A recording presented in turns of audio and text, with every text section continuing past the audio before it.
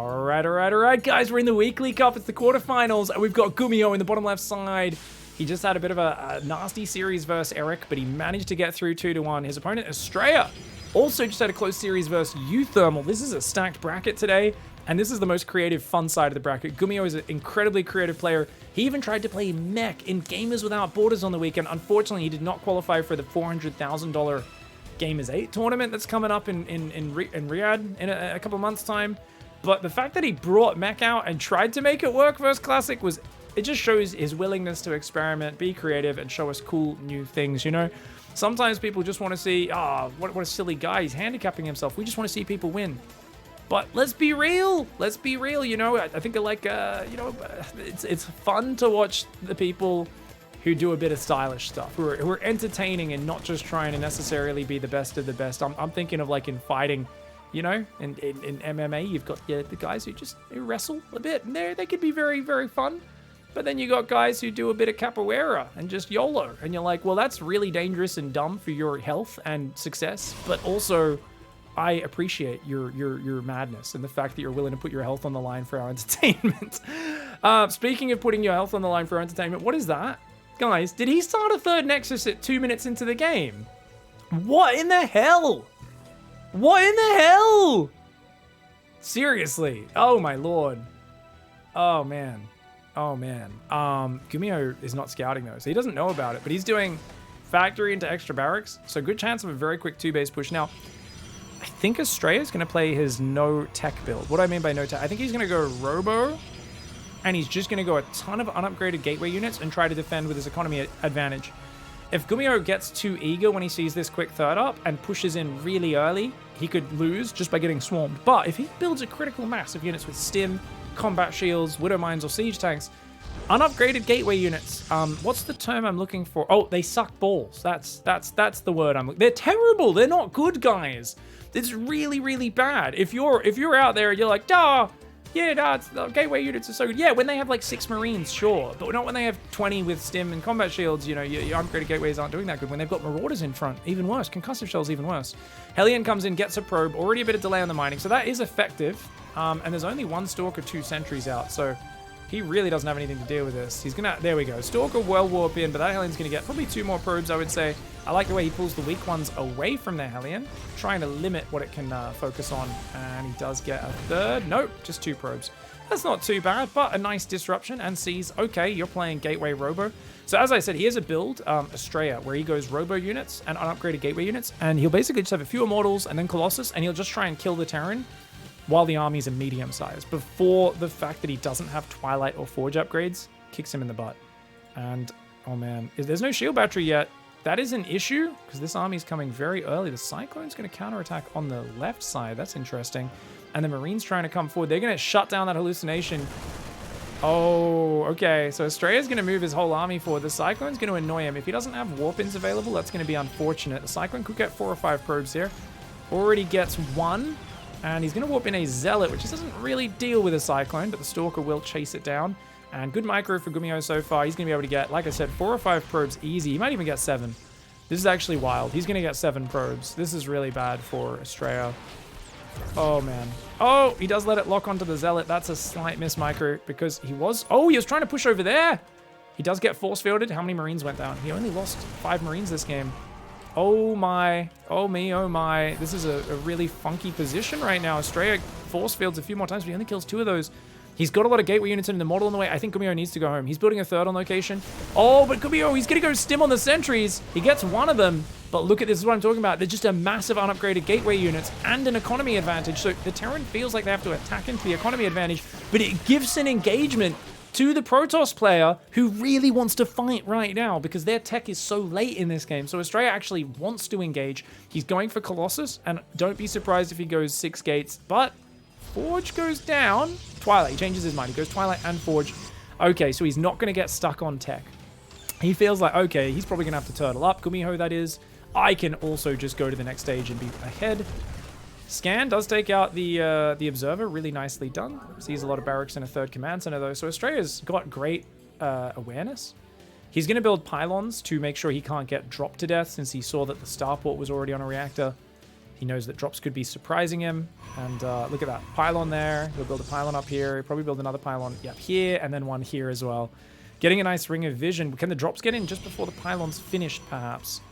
Might see it, though. Oh, good. Look at that. Perfect ring of vision here for Astrea. He got punished by a drop on the top of this map by Euthermal earlier today.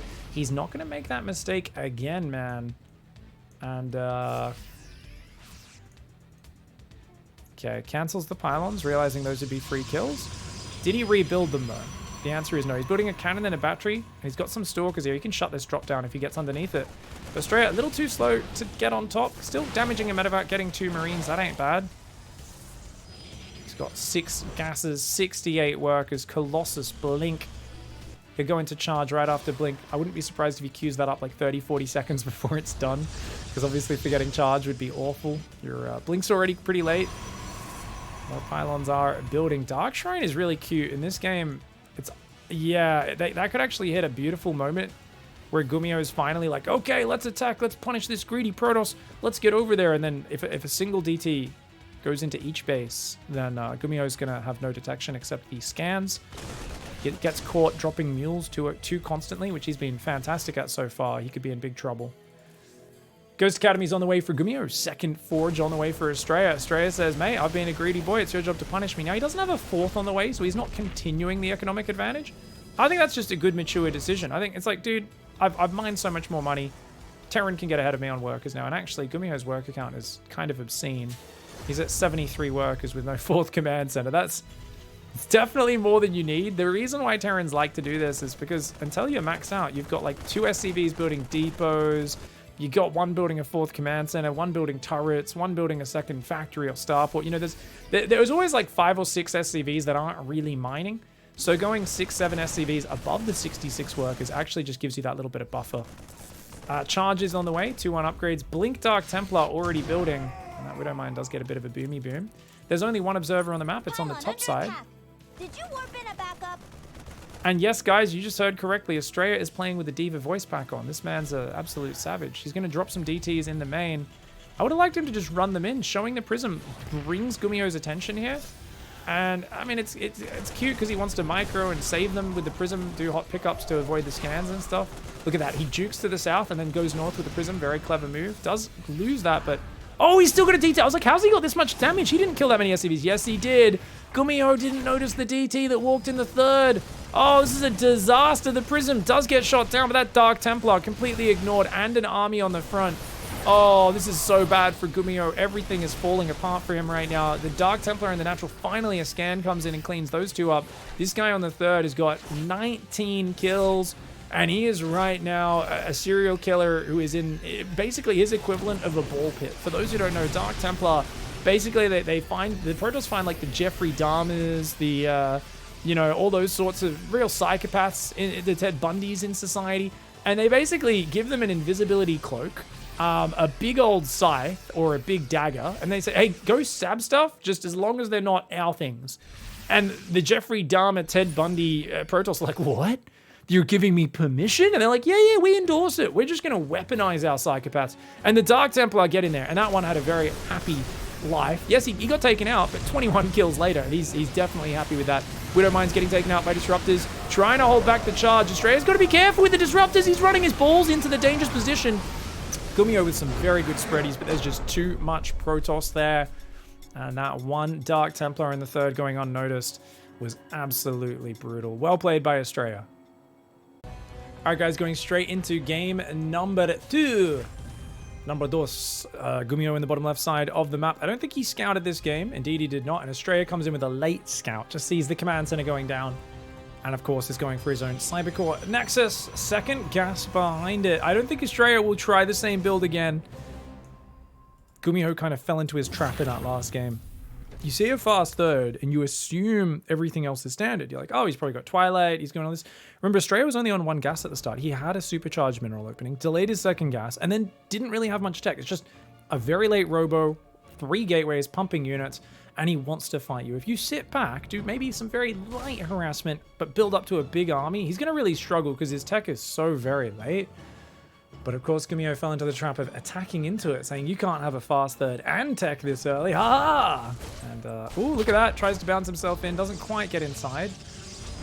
Look at that, guys. Second and third gateway straight away. Interesting. Astrea's looking to be aggressive here.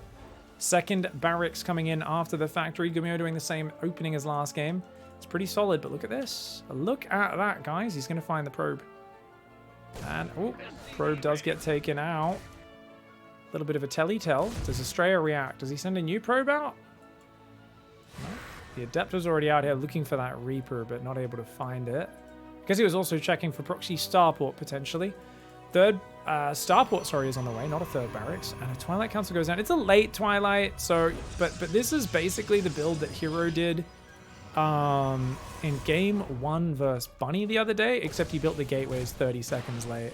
Actually 40 seconds late even. About 35, 40 seconds late. I kind of heavily criticized that build, and then Hero just like won the game, basically. And it always feels bad as a caster when you like criticize a build for being inefficient. They just win anyway off the back of some nice early game micro and a surprising attack getting the opponent off guard. Because you're like, I kind of look like an idiot. Even though everything I said is correct, like to the untrained viewer, like, wow, it must have been a good build because it worked. But anyways, focusing on the game at hand. Is he going to try to do it? No, the grenade needs to be closer. Oh, never mind. I'm a silly Billy. He's like, that was a pretty quick second and third gateway. What are you doing there? But the thing is, I don't think Astrea is trying to be aggressive. I think he's just going to take a third and macro up from here. Where's this? Oh, he's going 4 gas? Oh, he better go Robo real quick then. He better go straight into that Robo, because otherwise Robo Bay is going to be a bit late considering how late his third base is. His worker count's not bad. He's up 6 workers on the Terran, and there's no third command center on the way. So, I mean, you know, having a delayed third's not the end of the world, but it's delayed third and nothing but Blink Tech can get you in a bit of trouble. The Stalkers are nearby, but Blink is, of course, not ready. And there we go. Astrea reacts quickly. If Gumio wants to try to land there, he could get focused down, and he does. Oh, Astrea! Oh, man. He didn't focus. The thing is, you can do that, guys, but you've got to be moving forward, like, to have your shot ready the moment the Widowmine comes out. You can't be shooting the medevac and then change targets to it and expect to get 2 volleys off. Should have just pulled the probes away. Losing 5 work is a bit of a disaster for Astrea. Remember that Gumio has a 70% win rate versus Astrea. He's an absolute predator in this head-to-head. Probe building a pylon. No nexus just yet. I mean, Astrea's reasonably well set up to defend, but he hasn't left much there. Only 2 Stalkers. Take them 3 volleys to take out that medevac. Marine tank moving around the right side. Stim's going to kick in. It's a bit of a YOLO for Gumio, and the Stalkers find it. Got to blink out of there. Almost gets the medevac, but not quite. Sentry does go down. He's gonna siege up the ledge.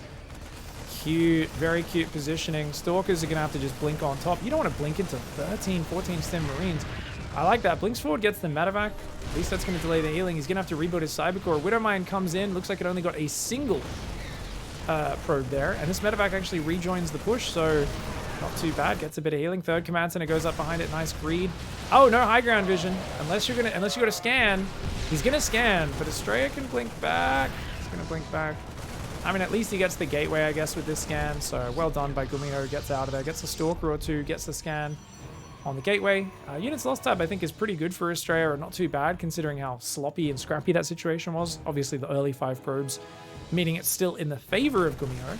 I mean, the fight was good in of itself, but looking at the broader picture, it's terrible for Astrea unless he crushes Gumio right here, right now. That tank barely escapes. He's setting up this position saying, well, I know this is not great being caught out on the map like this, but I'm just going to hold this position for now and make it as hard for you to push into as possible. Widowmines, 5 barracks all on the way. And Astrea is going for Storm. He's going for a Forge. He's going for more gateways. All on 2 base. Hero's been really good with his 2 base charge lot, Stalker, Storm drop busts. And it looks like Astrea is basically just saying, yeah, I'm going to try that. But he doesn't have a good gateway count. He's building a Forge and a 3rd base. I'd be much happier for Astrea here to just go completely all in. 8 gateways, warp in 1 round of Zealots, and then warp in 1 more, and then just go for it. As it is, he needs like, oh my god, Astrea! Oh, he lands big storms, though. It actually works out quite well. If the Stalkers can get on top of those medevacs, that'd be huge. Oh my lord, the Widowmine does hit the Stalkers. That's a bit of a problem, but Gumio's lost so much army. This is a great position for Astrea to be in. He's going to go towards that 3rd base, tank in the open. There is still one Storm left, so you can't really group up on that. And Astrea's actually finding some really nice damage. He needs a lot, though. Remember, he's way behind on that worker count. Oh, the SCVs are getting taken out in droves. The bio all got stormed down. Gumiho just doesn't have enough units right now. And Astrea, is he actually going to get a 2-0 against the guy that destroys him on a daily basis, on a weekly basis? This is wild. 14 SCVs, 15. Astrea can definitely keep doing damage because these High Templar have Storm. Oh, bad Storm. That didn't hit much at all. He should move in and try to storm these SCVs if he can. If he can just get one more good storm on that, that'd be great. Doesn't really get that much with that storm either, but the Widowmine kills 2 red hit point Marauders with friendly fire. The Zealot Archon having a little bit of a party right now. He's trying to open the door. The Immortal doing massive damage there. With 36 SCV kills, more Zealot Archon Immortal coming in. Gumiho just doesn't have the numbers. He was investing in a lot more production and infrastructure, had way more workers than his opponent. But as I said, the army versus army fights weren't too bad for Astrea. And even though he lost a lot of probes and his economy was way behind, he found that moment to attack. And I said, you know, I'd like him to commit more to the attack, even without committing more than just the 6 gates he already had up. He found the opening. Gumiho stumbling out, almost getting the prism. It looked like it was going to be good for him, but he needed to immediately run, spread, and get out of there. That command center goes down to the Stalkers. They're going to blink away. The Archon is very low. The Immortal's going to try and hold on so the Archon can escape potentially. 2 Immortals, more High Templar coming in as well. That Archon is so low. Immortal goes down. Archon goes down, but the Zealots are on top of the Buyer. And of course, with no third base mining, Gumiho is going to have to tap out. Astrea with a surprising 2-0.